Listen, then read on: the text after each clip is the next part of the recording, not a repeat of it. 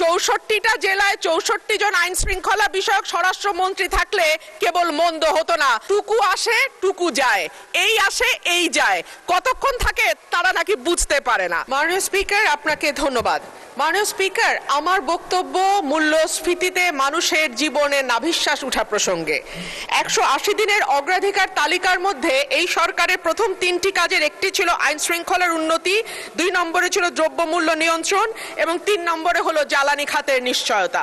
মাননীয় স্পিকার, আইন শৃঙ্খলা পরিস্থিতি নিয়ে কথা বলতে গেলে মুশকিল হচ্ছে আমাদের আইন শৃঙ্খলা সংক্রান্ত যিনি স্বরাষ্ট্রমন্ত্রী আছেন তিনি হয় ব্যঙ্গ করেন আর না হলে বাকচাতুর্য দিয়ে পুরো বিষয়টিকে ঢেকে দিতে চান। কিন্তু সাধারণ মানুষের সঙ্গে কথা বললে মাননীয় স্পিকার জানা যায় যে বাংলাদেশে পররাষ্ট্র মন্ত্রণালয়ে যেমন 3 জন মন্ত্রী আছেন, 64টা জেলায় 64 জন আইন শৃঙ্খলা বিষয়ক স্বরাষ্ট্রমন্ত্রী থাকলে কেবল মন্দ হতো না বাংলাদেশের আইন শৃঙ্খলা পরিস্থিতির এতই ভালো অবস্থা।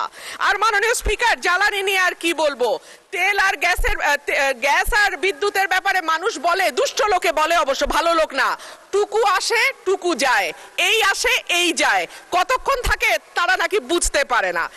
এইবার আসি মাননীয় স্পিকার, যখন তেলের দাম বাড়ছে, যখন বিদ্যুৎ হাহাকার এবং যখন গ্যাস পাওয়া যায় না, তখন 1 কোটি নতুন কর্মসংস্থান সৃষ্টি করবে বলে যেই সরকার প্রতিশ্রুতি দিয়েছিল নির্বাচনে, সেই সরকার ক্ষমতায় আসার 6 মাসের মধ্যে 62,000 লোক তাদের চাকরি হারিয়েছে আর 900-র উপরে কলকারখানা বন্ধ হয়ে গেছে।